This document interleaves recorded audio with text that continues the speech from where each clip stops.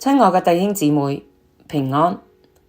今日我想同你哋分享一段深深刻喺我心入邊嘅經文。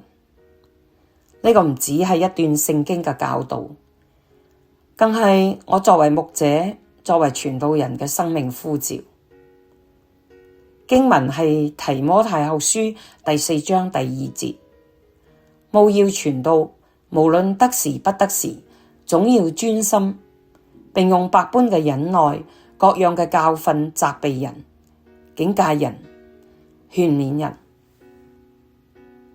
當保羅對年輕嘅提摩太話務要傳道嘅時候，佢用嘅係一個命令式嘅語氣，唔係講緊如果方便嘅話，亦都唔係講緊當你覺得準備好啦，而係講緊務要，必須要傳。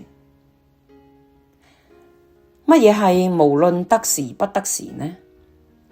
得時就係當別人願意聽，環境順利，一切都好美好嘅時候。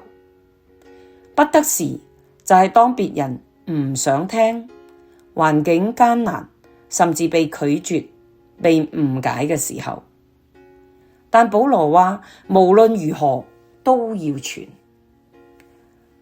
作為一個牧者，我深深咁樣體會到，有時候我哋預備咗好好嘅信息，會眾回應熱烈，咁就係得時。有時候我哋擺上咗一切，但睇唔到即時嘅果效，咁就係不得時。有時候身體疲憊，資源有限，前路不清，咁樣亦都係不得時。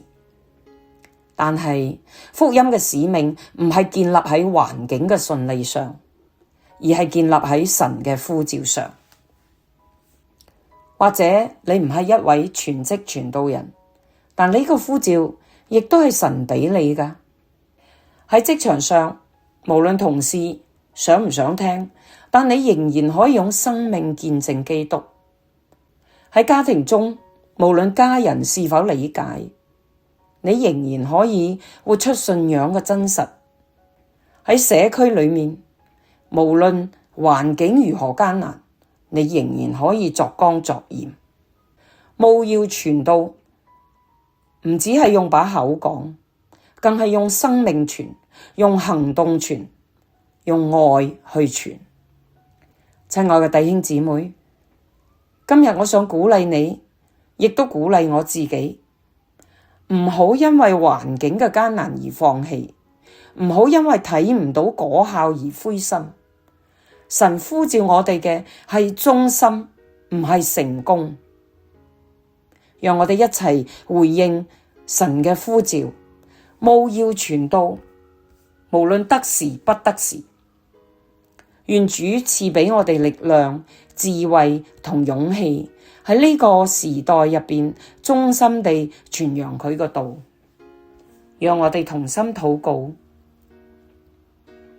親愛嘅天父，感謝你俾我哋傳福音嘅使命，求你幫助我哋，無論喺任何環境中，都能忠心地為你作見證。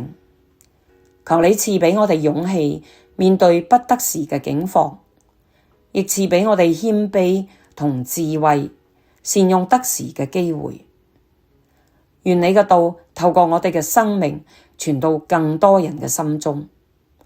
奉主耶穌基督嘅名求，阿門。